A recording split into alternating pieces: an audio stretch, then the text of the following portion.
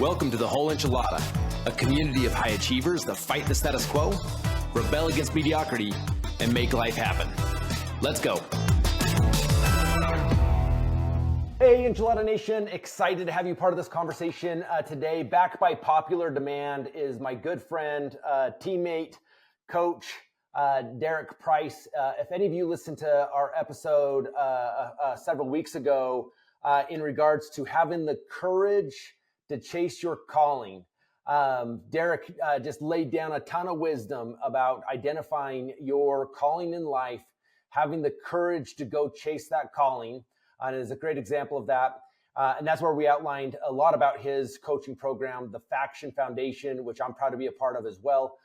With just a really incredible tribe of high-level thinkers, entrepreneurs that are doing great things. I really encourage you for a deeper dive on who Derek is, what he's about. Go back and listen to that episode a couple weeks ago. Again, it's the episode on having the courage to chase your calling. Lean into that one. But today, I'll have Derek do a brief intro on him, so those of you that are listening to this episode first have a little feel for who he is and what he's about.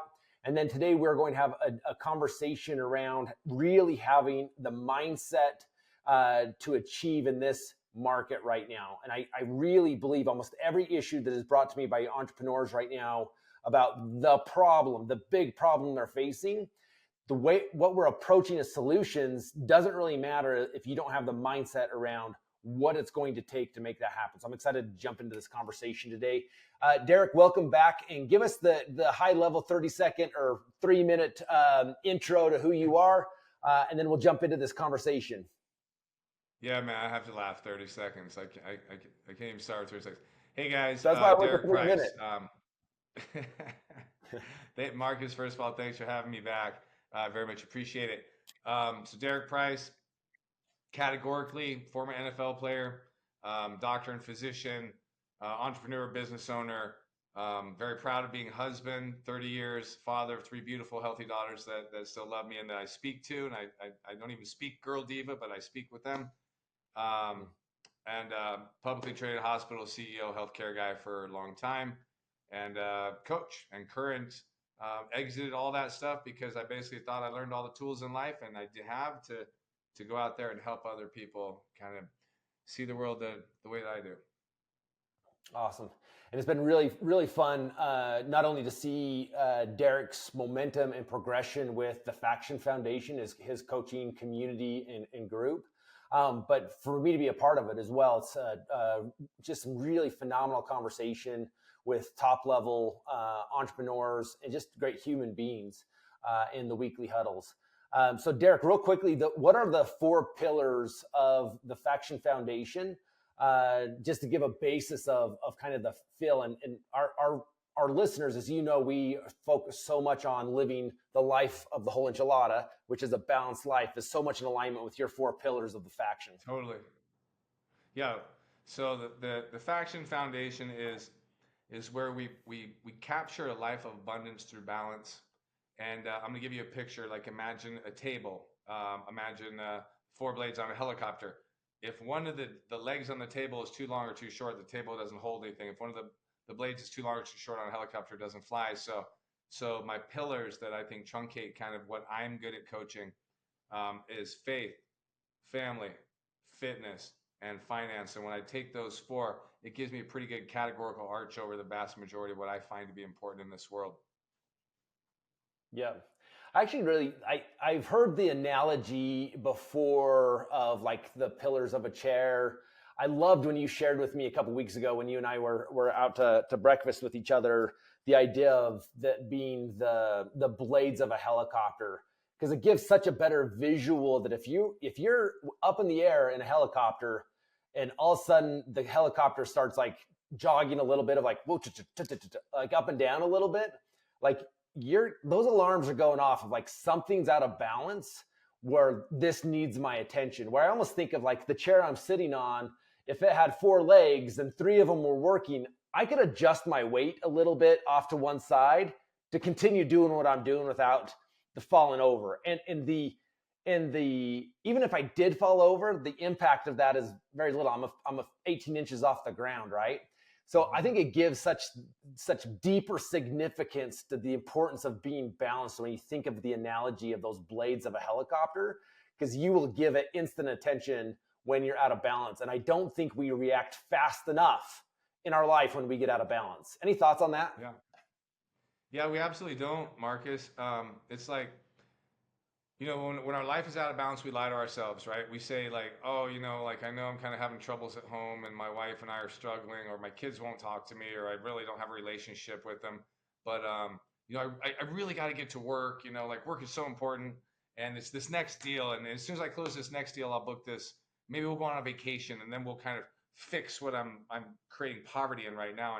And what I'm here to say is like, you don't have to accumulate wealth in one category by diminishing and entering into poverty in the others, right? Yep. With micro actions and intentionality and some planning and some forethought and desire, you can actually life hack a lot of these.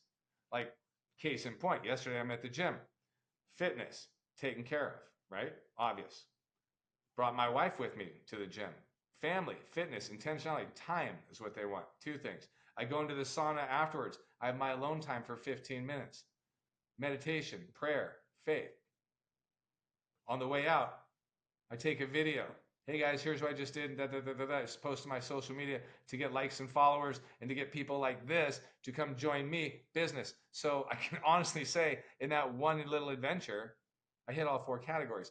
But the point is, Marcus, is you and I know with us, it's most of our friends and the people in our world, they go so hard on the business because we kind of measure as alphas, men and women equally, but we kind of measure success on materialism and success on things, right? Even though we know at the end of the story, and nobody on their deathbed ever said, man, I wish I had made more money. Or you know what? I wish I had 3 Lamborghinis as their last breath. Across the board, I wish I loved more people. I wish I had more time with the people I loved. I wish I slowed down and experienced life more. So if we know that's the end, why do we play this ridiculous game of saying like, I'm going to put all my eggs in the money basket? How about, why don't you find a coach? Because there are ways to go hard in business and make all the money that you want. And Marcus, it was actually you, and I'm gonna out one of your secrets right now. Marcus and I are talking about, and I said, Marcus, how do you do it? Marcus does very well in business, but what Marcus does even better than business is his family. And if you know Marcus, you know his wife, you know his 4 daughters, and you can see the red streaks down his face because one of his daughters just went off to go serve a church mission. And if you understand that, you understand that Marcus is better at family than he is at business, but you guys know him at business, which is amazing, and he crushes. So how does he do both? Because he communicates. And he spends time and intentionality with his children and his wife, and he says, here's what I'm doing at business, and here's how you guys can help me, and here's how we're going to work, and here's when I'm at work, and here's when I'm at home. And when I'm at home, I'm at home. Weapon of mass distraction. Right here. Right? Oh, what are you talking about, hon? I was with you all night. We were sitting on the couch together. What do you mean I'm never with you? I was with you for 4 hours. No, you were with this, and you were with that. You want to do something like really crazy? Right now, too, Derek's holding up his cell phone right now, which I heard you say the other day. Cell phone. Yeah, calling the phone the weapon of mass distraction was brilliant. And one of the things that so Marcus, this was actually a lesson that I learned early on in balancing things, was the quality quantity time exchange, right? And I early on as a chiropractor built a clinic that I was seeing, upwards of 100, 110 people in a day. And for those of you guys running math, you're like, there's no way in an 8-hour day that you can see that many patients with a couple lunch breaks and a couple bathroom breaks and 5 minutes for yourself. And the reality is you absolutely can, but it brings it down to like 3 to 4 minutes for patient visit. And then you're thinking to yourself, well, there's no way that people are going to stand and pay for 3 to 4 minutes of your time. They're going to feel ripped off. And I said, absolutely not. If they have 100% of my attention, then time is a perception, right? So if you don't believe me, put your stopwatch on, walk up to a stranger and say, hey man, can I look at you in the eye for just until I'm done? And then just click for 4 minutes.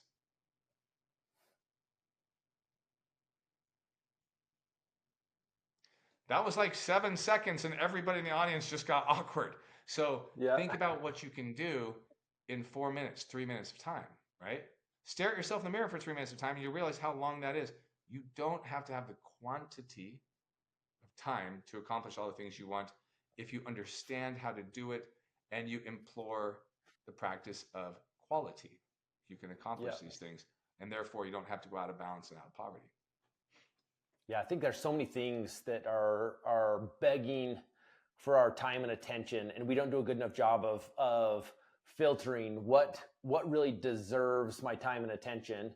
And I think a lot of that is one is some of the things that don't deserve your time and attention have learned how to be really loud and obnoxious so that they get you to turn and look at them. And part of that is our own fault that we haven't done a good enough job of identifying clearly what's important to us and matching our priorities in our choices to say, no, I can ignore these other things because I've identified this thing should get more of my time and energy than these other things. But we live in a noisy world if we let it be so. Yeah. I'm actually So interested, here's Marcus. I know this is your show, but I know that I'll look up and you're in Patagonia. You're in Argentina. I blink and you're fishing in somewhere in Utah. I blink and you're in Georgia running one of your teams, and then all of a sudden you're with your family. Like literally, how do you balance all of it? Like, how do you keep yours? I think I know the answer, but how do you keep everything choreographed the way that you do? Because it cannot be by accident. Your life moves too fast. How do you do it? Yeah, no, I appreciate the question. One thing I had to learn early on in my career is I got to a point where early in my career, any new opportunity that came to me that would come to me, I would identify the tasks that needed to go with that opportunity. I'd look at my calendar and I'd look for blank spots and be like, oh, I can fit something there and I can fit something there. But that only works for so long until all of a sudden your calendar's full and you're saying there's no way for me to fit anything else on here unless I start taking away. And then what most people do is you end up taking away family time off your calendar, or even worse, your family says, hey, there's a dance recital tonight, and you look at your calendar and you already filled it with all things business.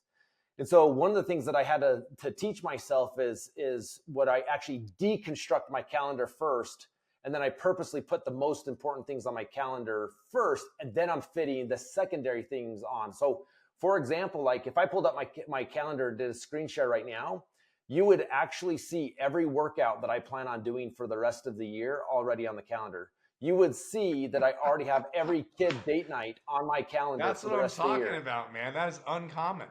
That's It's what makes you it's so dang uncommon, successful.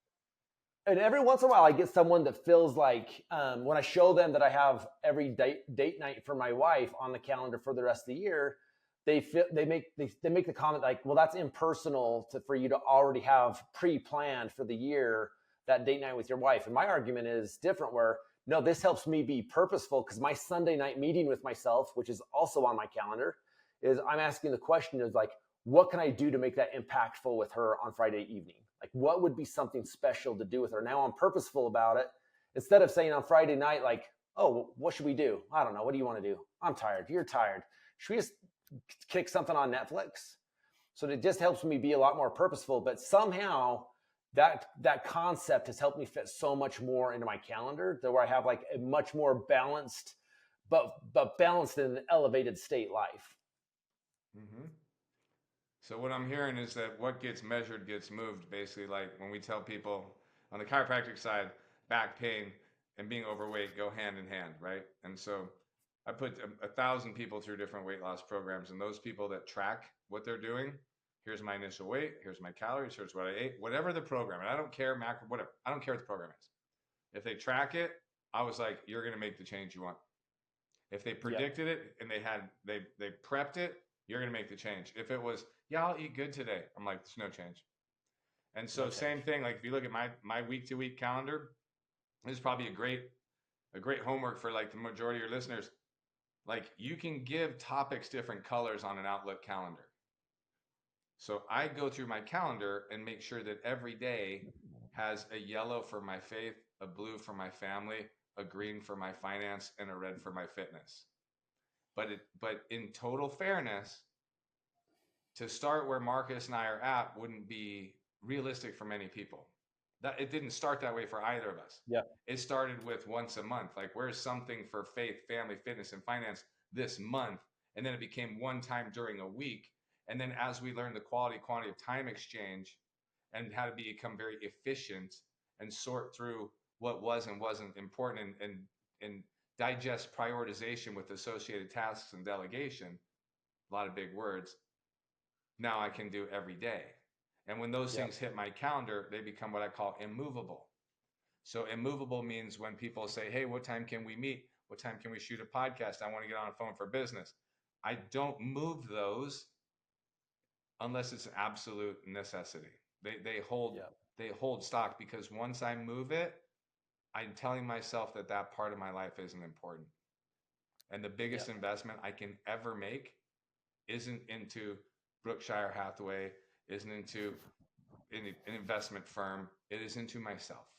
So if I Yeah. continually make investments into myself, I will reap the biggest reward. And that reward is laying on my deathbed saying, I spent the time with the people I love the most, and now it's time to go. Yeah. Yeah. It's so true. I wrote down a quote the other day that it basically says, you don't realize it, but you're a time billionaire, which means a billion seconds is a little over 30 years. So here we are, we're time billionaires. And you think about Yeah. a billionaire in a money standpoint, you're like, oh, that's more money than I can ever spend. Time billionaire makes it sound like you have more time than ever, but that time is diminishing quickly. So you have a billion seconds that you get to choose how to use. And to your point, at the end of the year, how did you invest those billion seconds into your legacy? I just literally stole that. That's how I developed my price principles. Like, you are a time billionaire. I'm like, my gosh, that is an amazing teaching platform. I can go deep into that. Like, if you are enjoying this conversation, please, who do you know that you can share this episode with today that will find value in it and would also like to join us on our journey to become the best version of ourselves? And don't forget, please like and subscribe, because this helps me get in front of more people just like you to continue to grow our network and our Enchilada Nation. Thanks again. Let's get back to the episode. I'm going to spend some time with that. Yeah. When I saw it too, I was like, oh, that's thought provoking. So here, for mindset, I want to take a little bit of a different twist on mindset. Because normally everywhere we go, we live in the Tony Robbins era, which I love Tony Robbins. So this is not a diss on him, but we get in this little mindset of think bigger, get rid of your limiting thoughts, those type of things, which are all true, but they're secondary. That's the second step. In my mind, you can't jump straight to that piece of it, because I always try to flip everything on its head. So for me to think bigger, I first got to identify, where am I thinking small? For me to get rid of my limiting beliefs, I have to first identify what is limiting in my belief system, and what is the root of that belief system. So I want to start our conversation around, or jump into a little bit of a different thought process around mindset, because I think it takes some internal work first to say, well, why do I show up the way I show up? Like, what historically has happened inside my head that is causing me to show up in a pattern like this? Any thoughts? And I think it could be interesting, either from your history as an athlete, the coaches you've had, but also with your medical background, some ideas around this idea of how do we first identify what are the minds or the pitfalls in our brain that are causing us to show up less than our potential right now. Marcus, I balance everything off the equation of what doesn't challenge you doesn't change you. And when you're talking about, having these robust mindsets and mental toughness and things like that, like, there is no finish line to it. And I think that's the secret, is no matter where you're at, there is no like, hey, you're there now, you've achieved that. Because for you, there's always the ability to get 1% better. And like at Faction Foundation, right? Let's talk about fitness, because it goes to mindset, right? If I don't tell people in their homework it's a 5-mile run, because for Marcus, a 5-mile run is an average workout. For my operations guy who does 200 miles, for Bacho Vega, who both you and I know, 100 or 200 mile run is a deep workout. For some of the members that just joined that may have been sedentary, like getting off the couch and jogging to the mailbox would be monumental for them. So we should all take the mindset. We should start with the mindset of, I am where I am in comparison and only to me. And I need to then sit down and measure the areas of my mindset like I would measure my waist, like I would measure my body weight. And I want to sit down and say, where am I with resiliency? Where am I with empathy or empathy? I would challenge my own attribute sublist. And I would start by writing out, like, what attributes do I think I'm good at and people would know me as, and what attributes, compassion, fragility, like grit, determination, which ones am I really good at and which ones do I need work on? And then go and quantify. When you say you're good at it, show an example to yourself of where you expressed empathy. Because everybody's like, I'm a good listener. Really? When was the last time somebody told you that? Yeah. Really? When was the last time that 30% of the conversation was you speaking and 70% was them? No. You're a rapid interpreter, right? You're rapid. So I used to think I was a good listener because I could go to work as a CEO and have 500 people who work for me give me questions and my answers, bam, bam, bam, bam, bam, bam, bam. And I'm like, man, I answered all those. Like, as the question is coming out of your mouth, Marcus, I already know the answer. What a great listener I am. I heard what you had to say. I gave you the right answer and you're off. Like, I'm so efficient. And then I come home and I walk in the door and my wife's like, hey, today I was, and I was like, bam, bam, bam, bam, bam, bam, bam, answers. She didn't want answers. But I start to learn that listening is how fast can I process what it is that you're going to say and bloop, back to bloop, back to bloop. How fast can I hit it back over the net? But no, man. When was the last time that you let somebody get their words out? And then actually, with intent and curiosity, asked for deeper and more words. Instead of giving your rebuttal, your answer, your whatever. And I'm just using this one particular thing of communication. Like one aspect of mental health is communication. But that's with everything, right? Like, oh, I have grit. Cool. What does that mean? Like, when was the last time you expressed it? Are you training grit? Are you picking up an odd object like a fire hydrant at 2 a.m. when nobody's around, going and standing in the pool to make sure your boots are wet and then going for a 2-mile walk because you want to see, can you slog it out when yourself when there's no fanfare around you? No? Okay. So you assume you have grit. And Marcus, you and I are not violent human beings. You and I have the ability to create a large amount of violence because of our training. We're both very strong. We're very powerful. We're tall. We're both high level jiu-jitsu. Marcus, you have a lot of striking background. We've been trained in the art of becoming hyper violent when needed. But we don't utilize or force that violence on anybody, right? So, but we train it. Now, Marcus, how often have you heard somebody who doesn't train say the sentence of, oh man, if that happened to me, like, I'll see red and bodies are hitting the floor. Oh, and you're like, all the time. Well, that's as dumb as me saying, oh, you know how to play the piano? Well, I'm going to run over and just smash keys because I can make sounds come out of these keys and maybe it's going to make a song better than yours. Like, that's not a thing. So we lie to ourselves a lot about where our attributes really are and what we're good at and what we're bad at because we want to have that. And I'm going to say, challenge yourself. Draw a list of 10 that you think you're good at, 10 that you think you're bad at. Write yourself a story. Show yourself examples. If you are proving this out in court, prove it. And if you don't and you want to get good at that, then get with a coach, get with a book, find somebody like, how can I improve this resiliency? How can I improve tenacity? How can I improve perseverance? I seem to always give up in the fourth quarter. Like, how do I improve that? That's coaching, right? And that changes mind shift because everything is about being bigger, badder, and tougher. That's like one of the 1,000 things. Toughness matters 1 out of 1,000. Love matters as much as toughness. Empathy matters as much as aggression. Peace matters as much as violence. So we don't have to always be so alpha all the time. But mindset is it's all mindset, brother. the whole world's mindset. Like you and I have done some hard crucibles, and we found out it wasn't the push-ups, pull-ups, or running, because eventually that goes. Can you stick it? Can you stay up here? And if you haven't tested yourself, Yeah. you don't know. Yeah, I think you're nailing it. I think we live in a world where people are really good at putting their vision board together. People are really good at saying, I dream of having these things. What we're not good at is having a reality conversation and really saying, but is that true for me? Am I good at those things?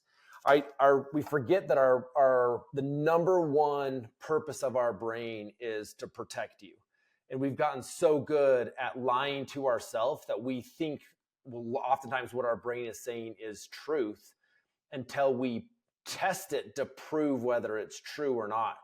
And Derek, I think you nailed something really important. If you do want to get better at anything, it's not about, like, for using fitness, for example. If I want to get better at fitness, it isn't me going to do an Ironman tomorrow. It's first I've got to say, where am I starting? Like, what is my real baseline?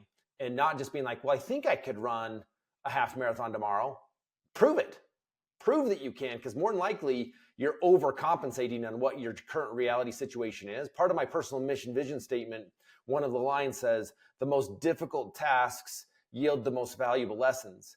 Well, changing your reality starts with saying, well, what would challenge my current reality? And it might be a 1 mile run. It doesn't matter what it is, but does it challenge your current reality? And if it challenges your current reality, to your point, Derek, is change starts by being challenged. And so that, Absolutely. to me, this is one of the biggest things that would change the world, is if people could just be a little bit more vulnerable and honest in declaring and discovering what is my current reality in relation to what I want out of life. And then sequentially, to your point, Derek, what would be 1% change? Because if I can change my current reality only 1%, I've got a new reality, which is a little bit closer to what I want to accomplish. And then I get to challenge it again. And then I get to challenge it again. Right? Yeah. Is that resonating with you? No, Marcus, it's resonating. It's funny how the universe works. I've been pinging this scenario around in my head, and I think that, listen, like, you're one of my coaches, you're one of my friends, your brother, I love you. Our words right now, our shared conversation, it has put a picture in my head, and I want to articulate it for you because I think this is going to help what we're talking about. So, if I'm hearing you right, we all have to start with, so I want you to picture a hill, big hill, right? We're on the right side of the hill. We're at the bottom of the hill, big hill. Anything we want to do in life, mental, physical, experiential, starts with curiosity. We'll just say everything starts with curiosity. I saw Bob do this. I saw a commercial. I saw something on Instagram. I heard a story here. For the people listening to your podcast right now, I heard this crazy old bald guy talking. Curiosity. Curiosity moves you to, and I'm making this up as I go, moves you to discovery, right? So I take curiosity, like, hey, they talked about attributes. I don't really know what that means. I do what it means in the English language, but like, maybe I'll pick up Rich Divinity's book. And if you don't have Rich Divinity's book, The Attributes, I'm highly recommend it. And Rich Divinity is a better person than he read as a book author. It's amazing. Anyway, then I'm going to go discover something about my curiosity. And that discovery yields fruit, and that fruit turns into a plan. I think I'm going to do something with this. Now we're getting up to the top of the hill. But let me tell you something.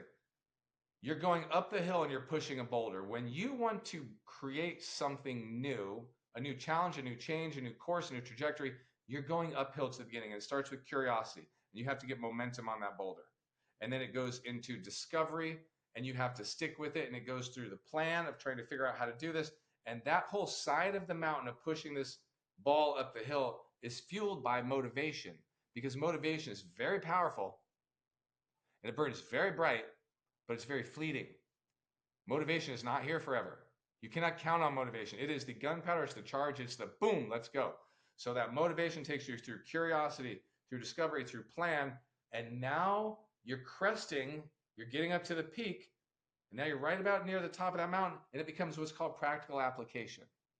And in practical application, you take that curiosity and that discovery and that plan, and you start to do. Marcus, for you and I, it's jujitsu. For some people, it's piano. For other people, the MTC right now is learning Spanish. For people in college, it's learning that. For new real estate brokers, it's doing a contract. It's for fitness people that are going to the gym. It's working on their fitness. It's whatever it is, but it's the I'm going to start doing. I'm going to learn how to throw a curveball. I'm going to learn how to drive a car. I'm learning and I'm applying a practical application to the curiosity plan and discovery and plan. And then guess what happens? Continuation of practical application yields a habit, right? So if I keep doing something over a long period of time or long enough time, it becomes habitual.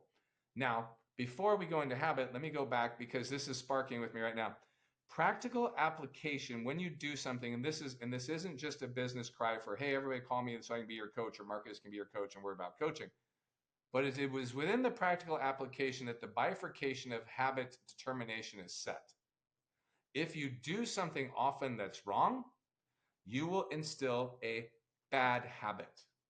If you do something that is correct and guided and coached and as accurate as possible, aim small, miss small, you will develop a habit that is positive, effective, and useful. I teach shooting with a bunch of SEALs. When I have people that are like, I've never shot before, it's my favorite student because I give them the right information to do it the right way, and I don't have to unwind, I don't have to go back up that hill and break habits. We develop habits from the beginning. So in that practical application, that's your most sensitive time. So I would say when you go through curiosity and discovery and plan, when you get into application, find a coach, find somebody that knows more than you do. Make sure that what you're doing is right. Fitness, working out, faith, guidance, family, business, finance, business structure, scaling, whatever, right? Because the bifurcation happens and you're going to start going downhill. And this is what makes it easier. When you develop a habit, you start picking up momentum. So that rock, that boulder you pushed up the hill with curiosity and motivation crests the hill and it starts coming down. And as it goes down the down channel, you're using your fuel changes. Now you're into dedication, right? Because now that I have a habit, I'm dedicated to that craft. Yeah. And as that goes, and let's assume it's positive, and as it goes through habits, it turns into my lifestyle. What happened? How do you know it's a lifestyle? People start asking you about it. Hey man, I noticed you do this. You remind me of this. Like, can you tell me about that? And then over time, that ball's picking up speed. It's picking up more momentum. So this becomes easier for you, and it eventually bakes into your foundation. And see how I just got all the way back around to that foundational word. So it becomes your foundation. When something is your foundation, it's your fibers, it's your DNA, it's who you are, it's what you know. People represent you that way. You walk in the room, you don't have to tell people this is what you're about. They can feel it, touch it, taste it, and see it. Right? So Marcus, I don't know how I got on that tangent. I go into like Spaceball moves sometime. But that hill, that motivation on the front end, get to the top, practical application, dedication on the way down. You go from curiosity to the foundation of who you are and your fibers. And that's how you make change. Or at least that's how I think we make change. We should write that down, write a book. Somebody else is going to do it. Hey, Marcus, I just copyrighted that. I think that's a brilliant analogy. And I'd encourage, I can't wait to go back and listen to that last 5 minutes again and slow it down as I'm thinking through like where I'm at right now in each stage of some of the my next evolution of growth and how that's showing up. I think that was really well said and a really beautiful analogy. You know, a lot of times I'll get somebody that reaching out to me for coaching, support, some help. And a lot of times they're not happy with the current results that are showing up. And a lot of times their response to that is I'm down on my luck, or it's not in the cards for me, where really, and you just nailed on this, your current results in anything more than likely are a direct results of your current habits. And so 100%. a lot of times we want to jump into, like, if I wanted to we keep going back to fitness, like if I want to improve my fitness, the first thing for me isn't to go pull up an Ironman training routine if I'm not already halfway up that hill of fitness to the pinnacle. I've got to first build the foundational pieces of that and then earn the right for the next habit that sequentially can be built on a better habit. And so this is why I really love this, where our conversation went today is in mindset, because a lot of people think, we were going to jump into the bigger parts of mindset, the think big, you're capable of whatever, which you are. Those are all true.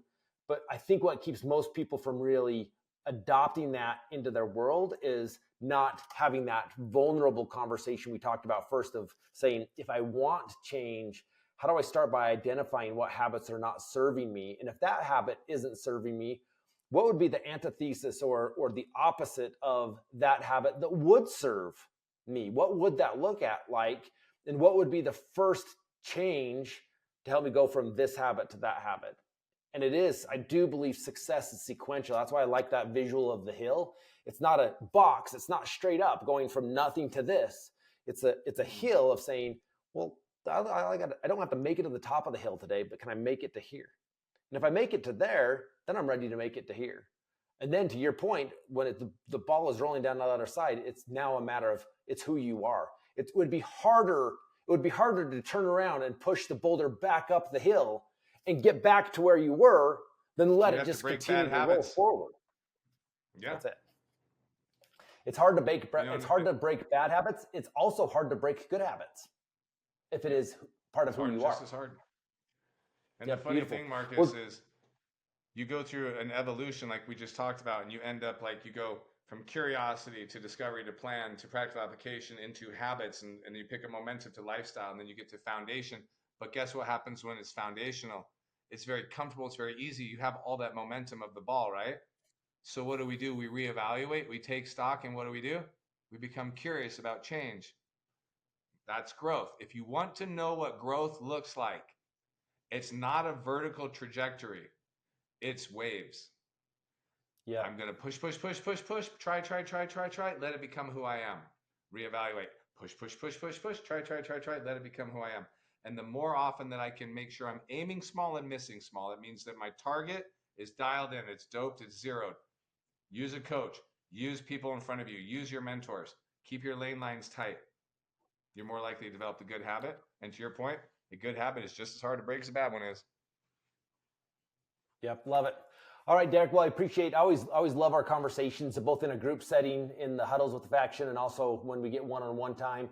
For our listenership, if they want to learn more about you and either follow you on social media, get involved with the faction, what is the best way for them to come learn more about you and connect with you? Sure. So thefactionfoundation.com is our website. You can find everything you need from there. If you go to my personal Instagram, Marcus, earlier you and I talked about there's no shortage of coaches, but there's a lot of substance or a lot of smoke in place of substance. Go back and look at my life and see that 20 years ago I was doing the same thing I'm doing now. This isn't some new thing. Go check out my Instagram, please. Derek Price, @DerekPrice. Go find me on there. Message me. I would love to have a conversation with you. I'd love to help you. And listen, at the end of the day, for me, it's about spiritual satiety now. It's about helping. It's about giving back. I've been blessed, and where much is given, much is expected. Give me the opportunity to help. Awesome. All right, Enchilada Nation, thanks for leaning into the conversation. I hope you found as much value in the conversation as I did. The two big things I took away from this is we no matter what you've accomplished, no matter what you've done, you have to stay in a state of curiosity. Otherwise, complacency will stunt your next evolution of growth. So ask yourself this question: what is it you should be curious about? And then ask yourself the question, what habits aren't serving me now? And the tricky thing is some of these habits may have been the habits that were your saving grace before for you to get to the stage you're at now, but they might not be the habits that will serve the next evolution of growth for you. And sometimes those are the trickiest ones to recognize. And so I encourage you to take a moment with your journal, get curious, be vulnerable, get to where you really understand your current reality, and that will instigate new thought, new ideas that will be the catalyst for your next evolution of growth, which, as you know, we're all about. Sure appreciate you guys. Proud to be a part of this community. Thanks for following and being part of the journey with me. Look forward to connecting with you on the next episode. And don't forget, go live life on your terms.